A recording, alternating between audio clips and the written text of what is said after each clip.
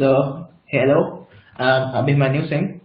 So as you can see, at KAIR basically, we also do NLP research, which is probably you must be thinking CV is mostly like you know CV. You can basically detect images like who's your dog, who's your friend, and all that stuff. What's needed in NLP? So we'll explore that too. And for the meantime, my name is Abhimanyu Singh. So as you can see, okay, so my main focus is I love creating NLP systems from scratch. So that means I collect data, process it, make some features, train some models, optimize some parameters, and just package the whole system into a nice single line Python code, which you can use at your ease. So that's what I love to do. And I have interned with two AI startups. So where I eventually my work was developing full-fledged NLP systems from scratch. One I developed a basically entity extractor. So you can basically think of it as like suppose Abhimanyu is going from New Delhi to Mumbai. So it should extract New Delhi, Mumbai, and Abhimanyu as person. Abhimanyu as person, New Delhi and Mumbai as cities. So that was one project, and the other one was domain-specific sentiment analysis. So those two are the projects I've worked on. So let's go ahead. Here's my colleague Milan Jain. So he's currently interning at Siemens in the field of MLOps. He's worked on a myriad of problems actually. So like fake news detection using NLP, machine translation where you just translate from English to German or basically any language to any language. And yeah, multi-class sentiment analysis. That's one of the same thing. Cool. So word and attention model is like the cutting edge NLP which he has worked on with, and we'll be touching on it a brief in this PPT. So let's go ahead. Okay. So intro to NLP. So NLP is nothing but it's just modeling sequences. Like how can you have a computer understand sequences like I am going to give a presentation? You cannot ask computer to read it like you do. Okay, so what the problem here is, you actually have to make a representation in which a computer can easily model it or learn from it. So the task of basically modeling the text in a way that machines understand is called NLP. It's a subset of sequence learning. Sequence learning can be time series. In a special case, it's text or audio or basically any multi-model data like a mixture of audio and text. So that's where we go with NLP. So as you can see, it's text, which is basically automatic machine translation. Probably you must have translated a lot of sentences in Google Translate that uses NLP, automatic machine translation. And next thing is audio for generating music. There's a very cool project by Google, it's called Magenta. So it uses reinforcement learning and NLP to basically generate music samples. I'm not sure if it works, but we can actually try it out. Like, cool, let's try Magenta. Oh, DeepMind. I'm not sure if this project is live. I'll just, oh yeah, we have the demos. Cool. So native applications. The one I used was I just saw some music samples and they were very real, and you won't believe they are generated by an AI. So just native applications, community contributions, demos. Yeah. Okay, let's try this. Web apps will with Magenta.js.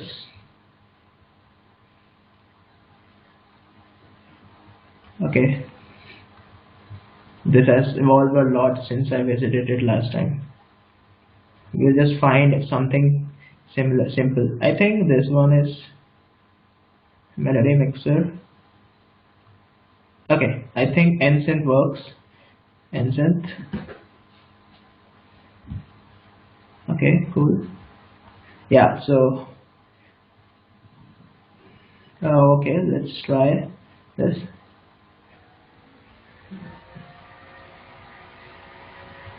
I don't think this works, so let's leave it because I don't think we'll get a good enough demo this time. Cool, let's go back to present time. Okay, so there's one thing else, OpenAI Jukebox. It's basically generating music from NLP or basically audio. So these both are just like generating music. You can actually classify emotions like how the way I'm speaking. Am I angry or am I excited?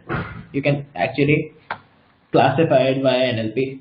So that's also a part of like emotion classification. It's a multi-model problem, which means like you cannot actually classify it by just the audio or by just the text. You need more than one type of data to classify it. So that's NLP. So why NLP is like more important, because why do we even have to make computer understand? Why can't we do everything manually?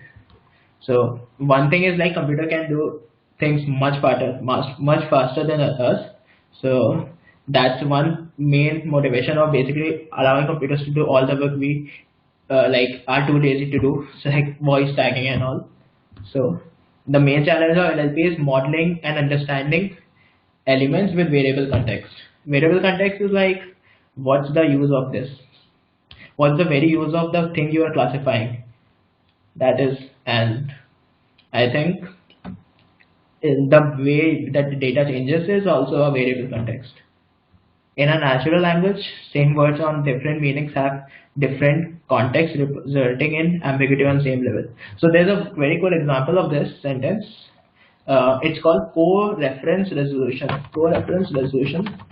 There's one thing that might make it clear.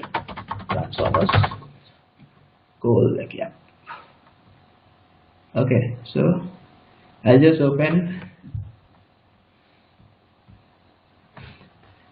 Okay, Google AI.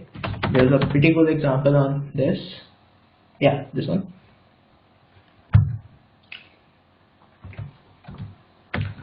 Code reference. Yeah, so this is called. This is where the context totally changes what is referring to what. So this sentence actually says the animal did not cross the street because it was too tired. Okay, so here as we humans can read, it is basically referring to the animal because it was too tired. Road cannot be tired, street cannot be tired. But for computer it's very hard to basically guess what the it word stands for. So like the second sentence is the animal did not cross the street because it was too wide. We know animal cannot be wide, so it must be straight. So the whole sentence was same, but the last word was swapped. So here, when you change only a single word or even a single part of speech in a sentence, the whole meaning changes. So to model this, there's a new type of models called transformer models. Those kind of solve it, but they're not. Well, they are accurate, but I think we are way to go until it gets very mainstream. So that's one thing. I guess this is called co-reference resolution, and this is why we need better models, better representations to actually make sense of NLP and use it in our day-to-day lives. Basically, make us more lazy. Yeah. So I think, yeah. So as we know, computers cannot comprehend text or paragraph that with several emotions, because in some reviews you might have heard like people write reviews. I was using this product, it was very good. I was fully satisfied with my purchase, but after a week of uses, my product started breaking down and I'm not able to use it. The emotion here is totally negative, but when a computer reads this text, I think it will classify it as neutral or positive, because it cannot actually judge what is more severe, the first week experience or the one that the person wrote after it. Okay. Yeah, so that's the main thing of an NLP, state of the art models, which are basically attention based models. So yeah, so you might have heard about OpenAI GPT-3, that crazy model that can actually write the source code by just telling you, okay, like make a page like Google, so it will make a web page like Google. That is OpenAI Transformer. They have some other contenders like BERT. The vanilla transformer is called Transformer. So so I think I can point the mouse here. So the transformer model is the basically the primitive of all these models, OpenAI and BERT basically.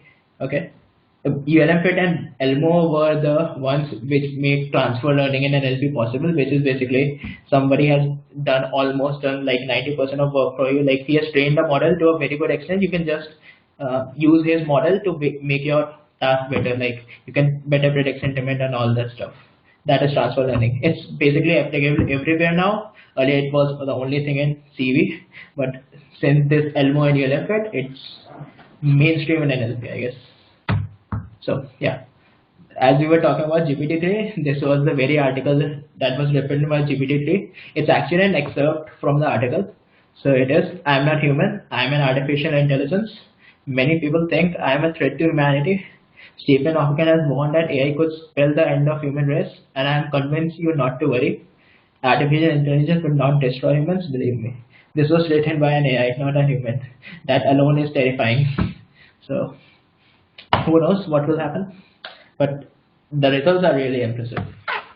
Sunspring, there's another example where the AI directed a whole movie and it was not even a transformer based model, it was a simple RNN based model. So this was not very good rated on IMDb, but considering it was written by an AI, I think it's pretty good. So that's like you can actually also write lyrics of songs, your own essays and all that stuff using NLP. That's just how you give it the data and what you give it as a data. Remember, garbage in, garbage out. So whatever you feed it will eventually what you get. So take care of the data. Yeah. So we were talking about Jukebox. Like this is the neural network that generates music across variety of genres basically. So I'm not sure if this sample would work, so we'll just try. Cool. Yeah, it works. Cool. Thank you.